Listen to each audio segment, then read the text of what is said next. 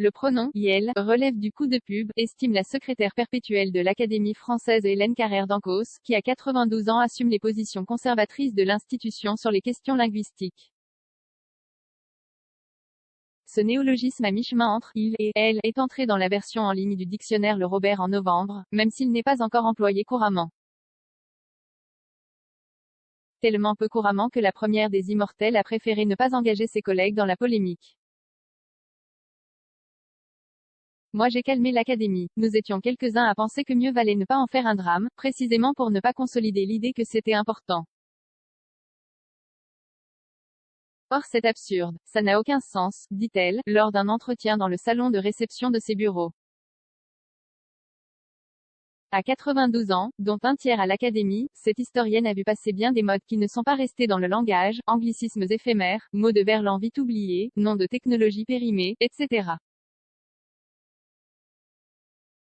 Mais aussi une vague de fond qu'elle a voulu freiner, la féminisation de la langue. La langue française se trouve désormais en péril mortel, elle-même tient à être appelée « Madame le secrétaire perpétuel ».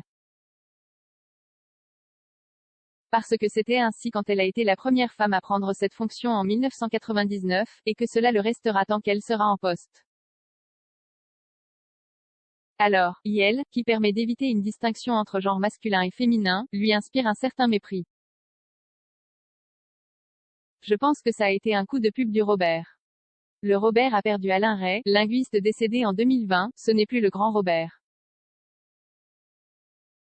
Il s'est dit que c'était une bonne occasion pour attirer l'attention. Le iel, je ne dirais pas que ça vient des États-Unis, mais il y a une pression des groupes minoritaires qui est une imitation de ce qui se passe aux États-Unis. Nous ne sommes pas les États-Unis, tranche-t-elle. Toute l'écriture inclusive la rebute. En 2017, l'Académie française avait adopté à l'unanimité une solennelle mise en garde contre une aberration.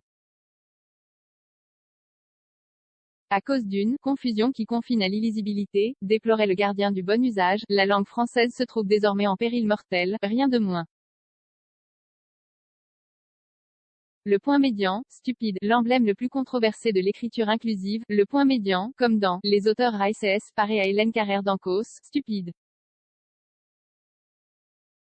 Je me lis moi-même à voix haute, toujours, un livre que je commence pour me rendre compte de la musique de la langue.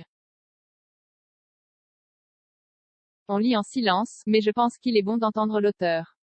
Vous ne pouvez pas lire à voix haute avec le point médian, souligne-t-elle. Mieux, doubler les masculins de féminin, c'est les ce, au lieu de ce, seulement, d'après cette lettrée, est insupportable. La langue française est belle, assez aérienne. Quand vous répétez les mêmes choses avec vos gros sabots, c'est insupportable, estime-t-elle. Honnêtement, qu'est-ce que ça apporte aux femmes, c'est les ce? Ça n'émancipe rien du tout.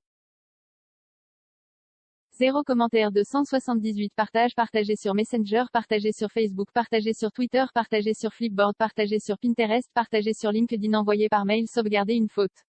Imprimé.